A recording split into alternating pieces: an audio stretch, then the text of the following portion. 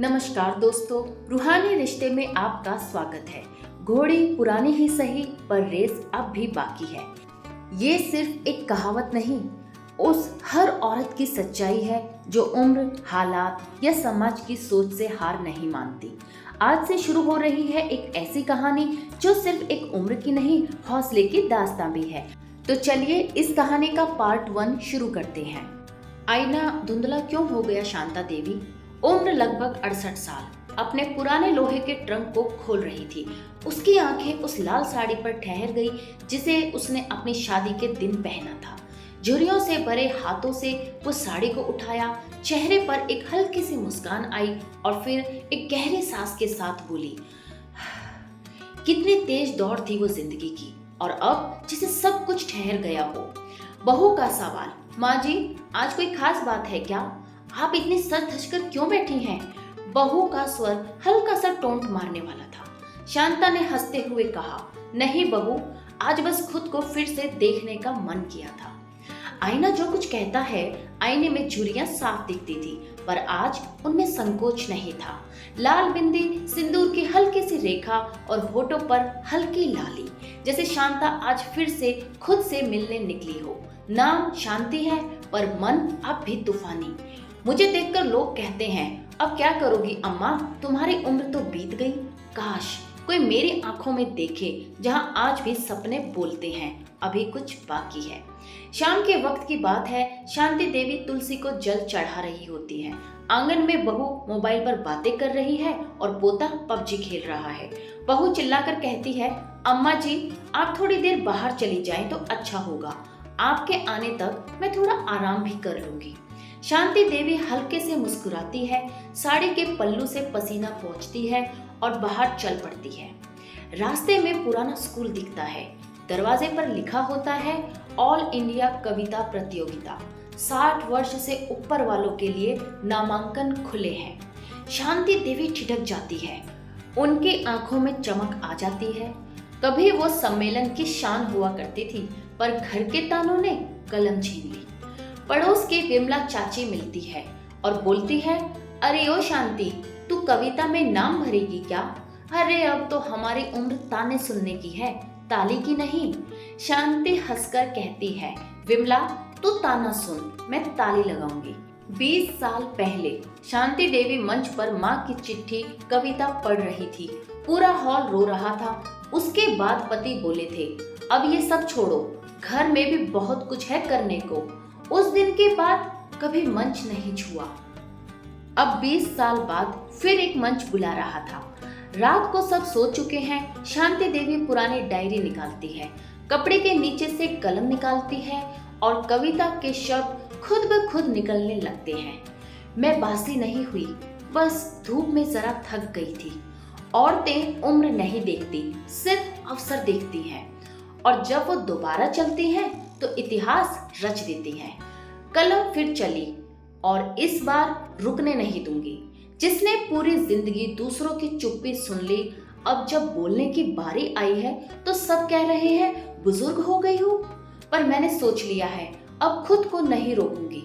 सुबह 6 बजे शांति देवी ने तुलसी को पानी देने से पहले अपनी डायरी निकाली। पिछले रात के लिखे पन्ने फिर से पढ़े।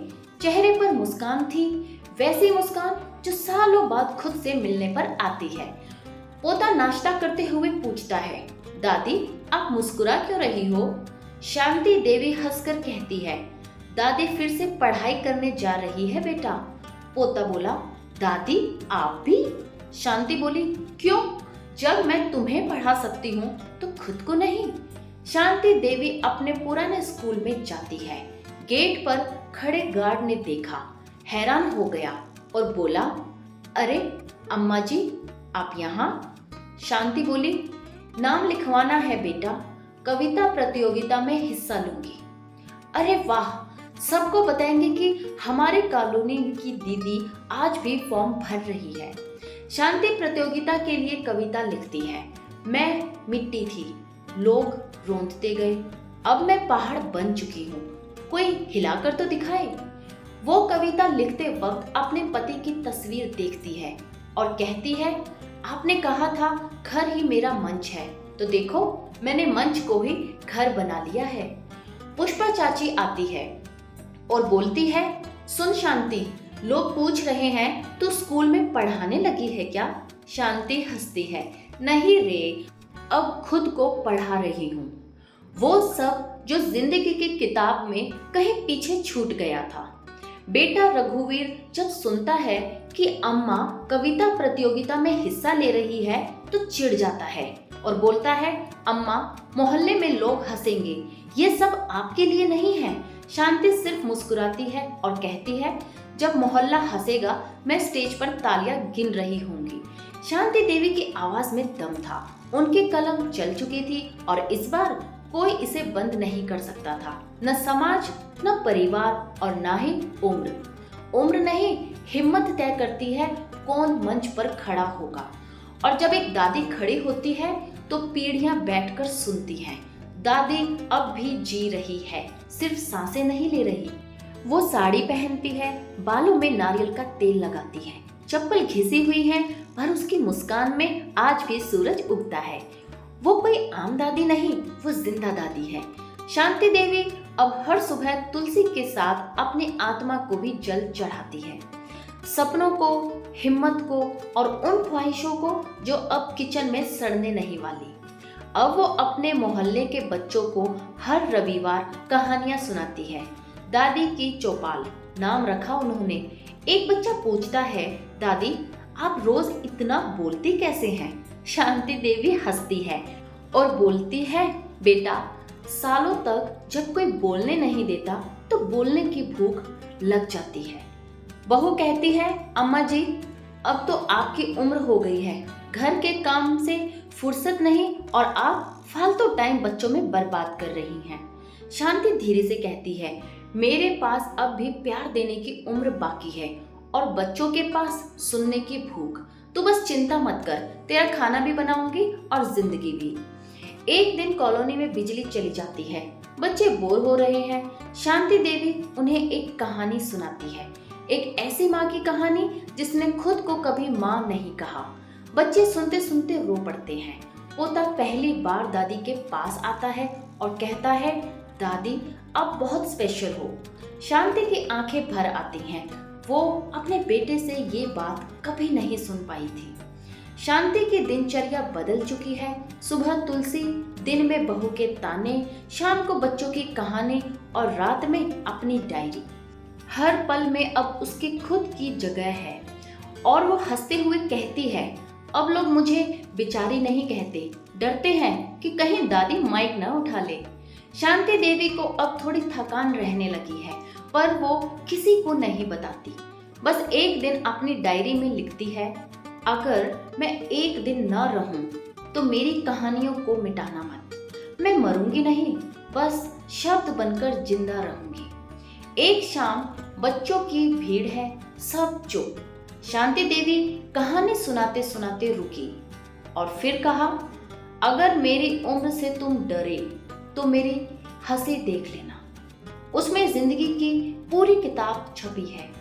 बुजुर्ग वो नहीं जो चल नहीं सकते, बुजुर्ग वो होते हैं जो ठहर कर भी सबको आगे बढ़ने की हिम्मत दे देते हैं। और ऐसी दादी को मरकर भी कोई नहीं भुला सकता। जिसने चलना नहीं छोड़ा उसे दुनिया भी रास्ता देती है। दादी की चाल थोड़ी धीमी है, पर जहाँ तक जाती है वहाँ जिंदगी ठहर कर मुस्कुराती है। ये कहानी उम्र की नहीं, उस आत्मा की है जो अब भी आग जैसी जल रही है।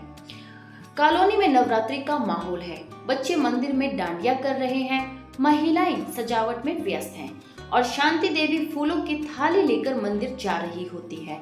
तभी सड़क किनारे एक छोटा बच्चा गिरता है। सड़क के दोनों ओर लोग देख रहे हैं, पर कोई उठाता नहीं। शांति देवी दोपहर की तेज धूप में दौड़ती है, पैर कांपते हैं, हाथ थरथराते हैं, लेकिन वो बच्चे को उठा लेती है। भीड़ का मौन और फिर तालियां। भीड़ में से एक आदमी कहता है, अरे ये तो शांति अम्मा है। दूसरा कहता है, इनमें अब भी हिम्मत है भाई, हम तो सोचते ही रह गए। पहली बार शांति देवी के लिए मोहल्ले में तालियां बजती हैं, स्टेज पर नहीं, जिंदगी के बीचों बीच। बच्चे की माँ दौड़कर आती है, रोते हुए गले लगाती है और बोलती है, अम्मा जी, आपने मेरी दुनिया बचा ली, भगवान आपको लंबी उम्र दे। शांति देवी मुस्कुराकर कहती है, लंबी उम्र नहीं चाहिए बेटा, बस जब तक जीऊं किसी के काम आ सकूं वही बहुत है। पुष्पा चाची फिर कहती है, अरे ओ शांति, तू तो सुपर दादी निकली रे। शांति हंसते हुए बोली, सुपर तो नहीं, लेकिन अब रिटायरमेंट का कोई इरादा नहीं है। परिवार का नजरिया बदलने लगता है। बेटा अखबार पढ़ते हुए देखता है 62 वर्षीय महिला ने सड़क पर घायल बच्चे को बचाया। असली नायिका। वो चुप रहता है, फिर पहली बार माँ के पास आता है और धीरे से कहता है, अम्मा, आज आप पर गर्व है। शांति के चेहरे पर वही शांत मुस्कान जो बोलती नहीं, बस छू जाती है। शाम को डायरी में एक नई लाइन जुड़ती है, आज पहली बार कोई बोला, गर्व है तुम पर। पता है, उस एक लाइन ने मेरे सारे दर्द धो डाले। रात को सब सो जाते हैं। शांति देवी अपने छोटे से मंदिर में बैठी होती है, माथे पर चंदन, आंखों में आंसू और होठों पर बस एक प्रार्थना, हे ठाकुर, जब भी बुलाना बस इतनी मोहलत देना कि कोई मुझे याद करते हुए मुस्कुरा सके। ये बहुत है मेरे लिए। वो औरतें जो चुप रहती हैं कमजोर नहीं होती, वो सिर्फ तय करती हैं कि कब बोलना है, और जब वो बोलती हैं समाज सुनता है, सिर झुकाता है और फिर उन्हें पूछता है।